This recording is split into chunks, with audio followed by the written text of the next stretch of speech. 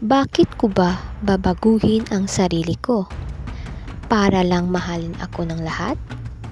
Wala naman akong ginawang masama.